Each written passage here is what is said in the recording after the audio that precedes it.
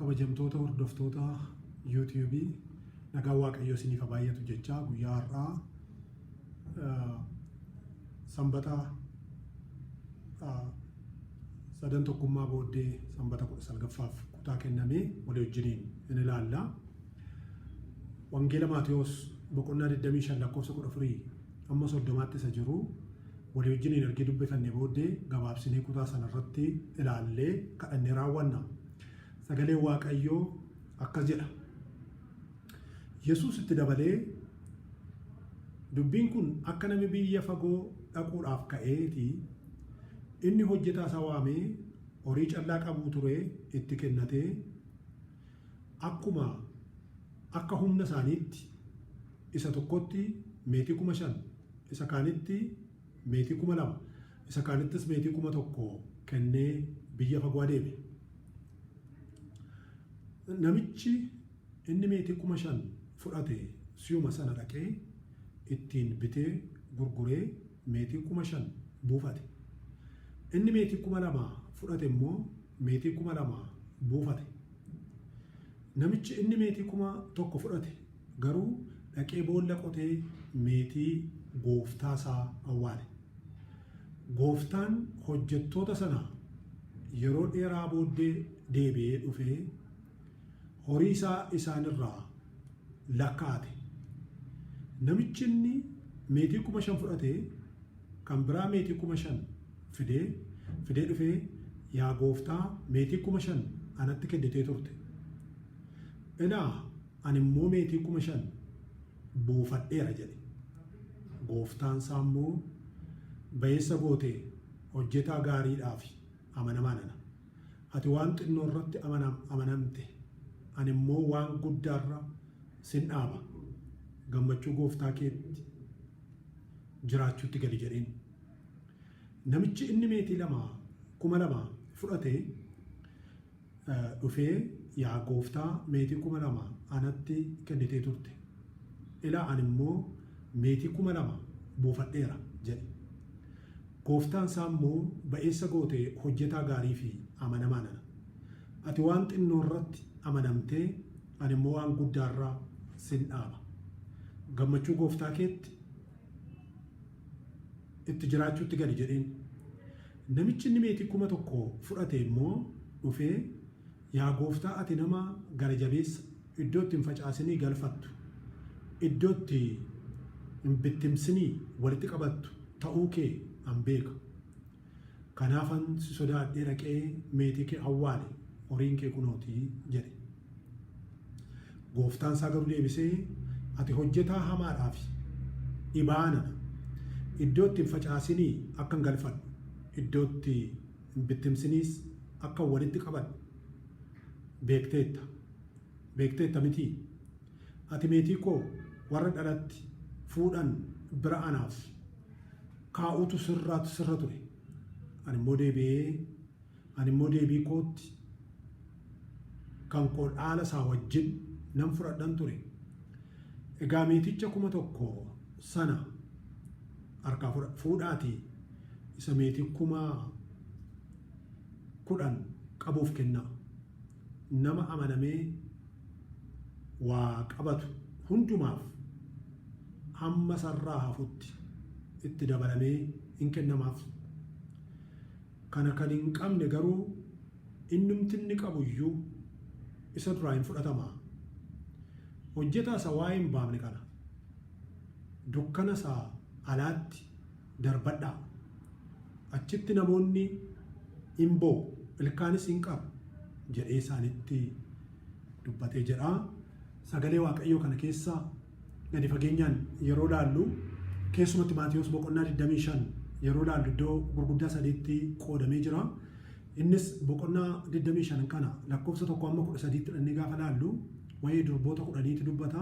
Inni kuni waa'ee deebi'ee dhufuu isaa wajjin walitti qabeeti.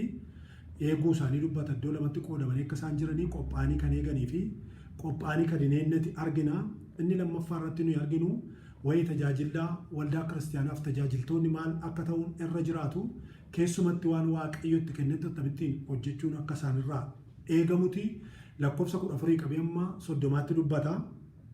inni dhumaa lakkoofsa 31 qabee amma isaa dhumaatti 46 immoo dhannee gaafa dubbifnee ilaallu waa'ee bara dhumaa gooftaan keenya fakkeenya adda addaatiin qabee akka inni barsiisetii argina. Egaa guyyaa har'aa keessatti wantoota gurguddaa lama wajjin ilaalleeti gabaabsinee kutaa keenya goolabna. Inni tokkoffaanii Waaqayyo wanta inni ilmaan namootaatti kenne waldaa kiristaanaatti kenne yookaan ayyaana inni tajaajiltootaaf kenne attamitti qabachuun akka irra jiraatu ilaalla walii wajjiniini lakkoofsa 14 amma 18tti argina isa kana.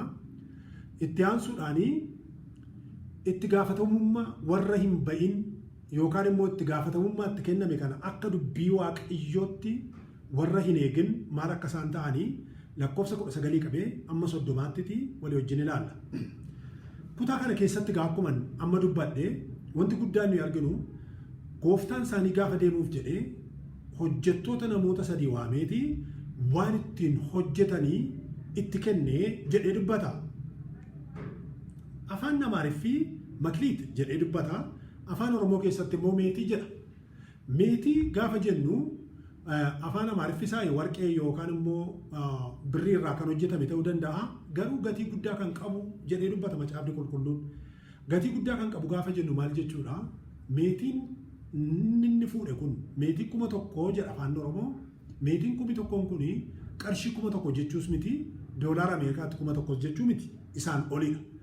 Miindaa nama tokko yeroo sanatti kan waggaa 20 kan ga'uu danda'udha.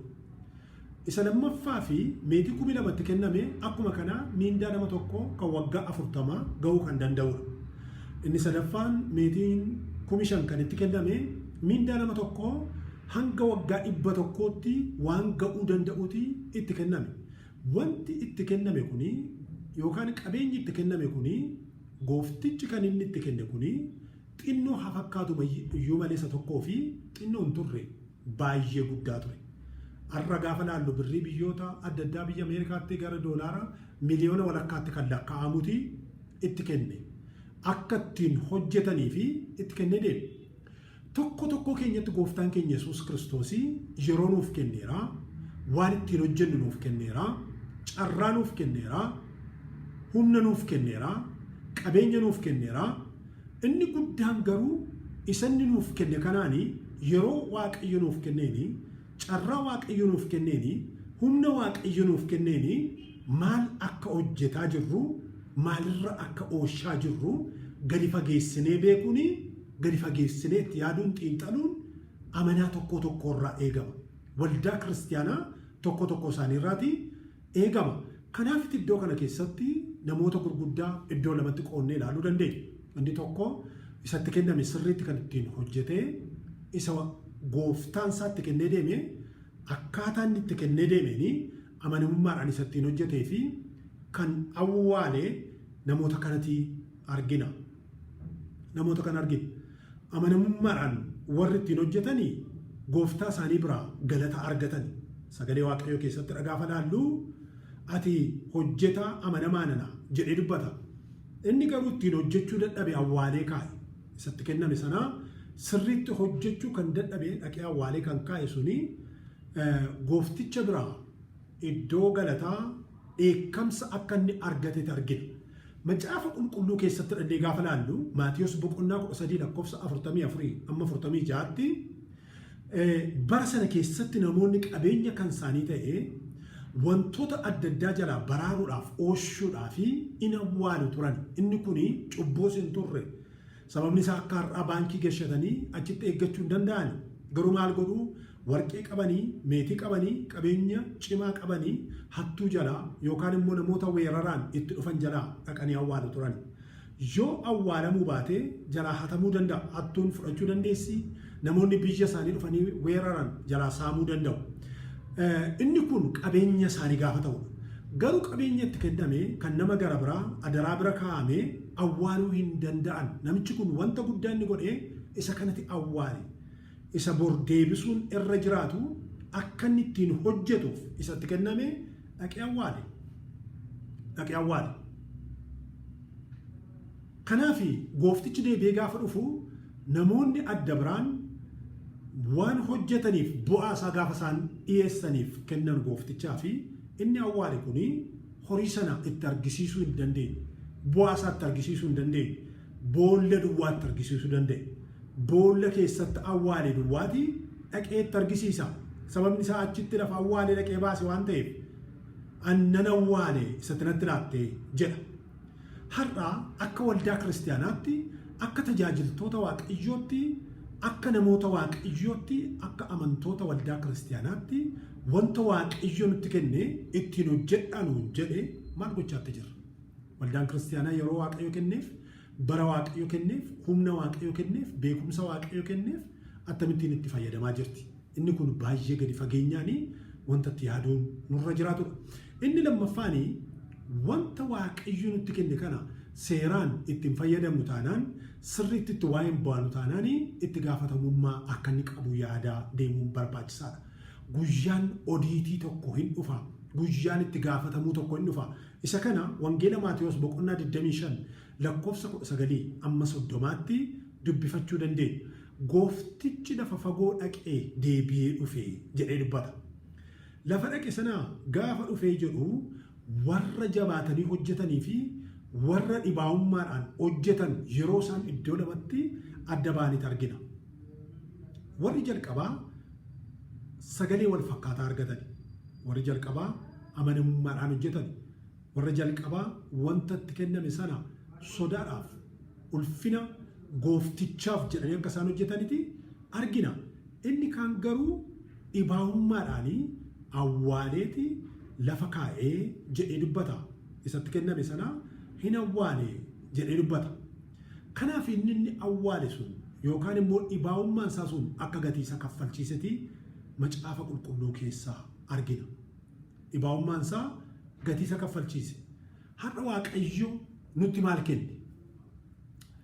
Wanta waaqayyo nutti kenne sana akka waldaa kiristaanaattis itti yaaduun nurra jiraata. Akka tajaajiltoota waaqayyootti isa kana gadi fageessinee itti yaaduu danda'uutu nurra jiraata.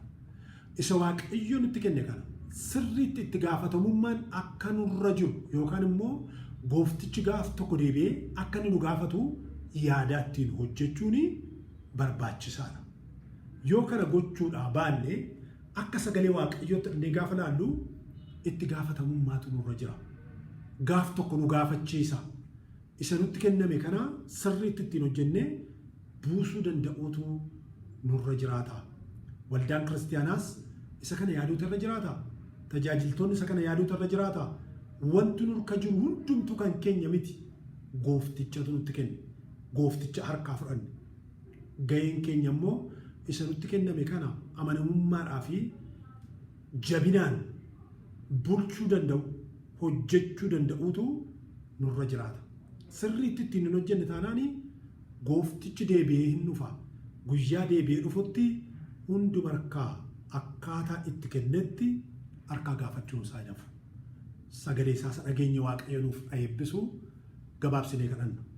Galanni siif haa ta'u sagalee nutti dubbatteef akka sagalee kanaatti isa nutti laatte sana yaadaa sirriitti akka ittiin hojjechuu dandeenyuu fi ayyaana nuuf baay'isi. Ati nu gargaari. Iddoo dadhabina keenyaa dhaaban akka sagalee kee irraan gorreef ayyaana nuuf baay'isi. Humna nuuf kenni. Maqaa Yesuus Kiristoosiin. Ameen.